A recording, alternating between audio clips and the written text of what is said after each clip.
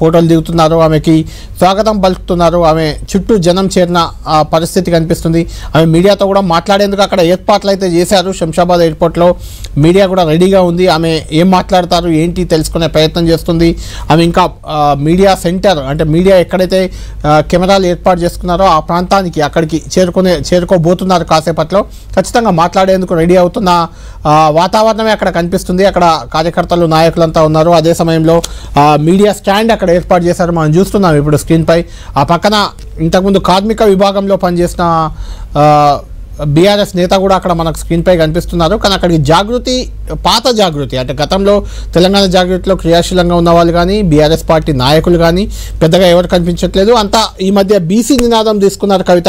ఆ బీసీ నినాదానికి సంబంధించి ఆ నాయకులు నేతలే అక్కడ కనిపిస్తున్నారు. స్క్రీన్ పై చూస్తున్నాం. కవితతో పాటు ఆమె భర్త అనిల్ కూడా స్క్రీన్ పై కనిపిస్తున్నారు. వెనుక కుమారుడు ఉన్నారు. వాళ్ళంతా అమెరికా నుంచి ల్యాండ్ అయి కొద్దిసేపటి క్రితమే శంషాబాద్ ఎయిర్పోర్ట్కి చేరుకున్నారు. అక్కడ ఉన్న జన సందేహాన్ని మనం చూస్తున్నాం. వాళ్ళని ఉద్దేశించి కవిత ఖచ్చితంగా మాట్లాడబోతున్నారు. అయితే ఆమె మాట్లాడేది ఏంటి, ఏం మాట్లాడబోతున్నారు అనేది మాత్రం ఖచ్చితంగా ఇంట్రెస్టింగ్ ఫ్యాక్టర్గా ఉంది. ఈ లేఖ 6 పేజీల లేఖ. ఇందులో ఖచ్చితంగా పాజిటివ్ ఫీడ్బ్యాక్ అంటూ కేవలం గత నెల 27వ తేదీన బీఆర్ఎస్ పార్టీ రజతోత్సవం జరిగింది. ఆ రజతోత్సవంలో బీఆర్ఎస్ అధినేత కేసీఆర్ ప్రసంగానికి సంబంధించే ఈ లేఖ ఉంది. అంటే కేసీఆర్ ప్రసంగంలో ఆయన మాట్లాడిన అంశాలను కొన్నింటి పాజిటివ్గా ఉన్నాయి, బాగున్నాయి అని చెప్తున్నాయి. మరికొన్ని అంశాలను బాలేవు, నెగిటివ్గా ఉన్నాయి, ప్రజల్లో ఇలాంటి అపోహలు ఉన్నాయంటూ కవిత అంటే కేసీఆర్ కూతురు కావడం ఆమె ఇలాంటి ఒక లేఖ రాయడం, నెగిటివ్ ఫీడ్బ్యాక్ అంటూ. ముందుగా పాజిటివ్ ఫీడ్బ్యాక్లో ఖచ్చితంగా సభ తర్వాత క్యాడర్లో కొంత ఉత్సాహం పెరిగింది అంటూ చెప్పారు.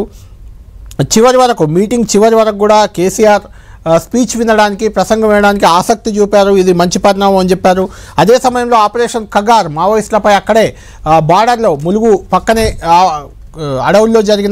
కర్రగుట్ట అడవుల్లో జరిగిన ఆపరేషన్ కగార్కి సంబంధించి కేసీఆర్ మాట్లాడారు. దాన్ని వెంటనే విరమించుకోవాలని కేంద్రాన్ని డిమాండ్ చేసింటారు.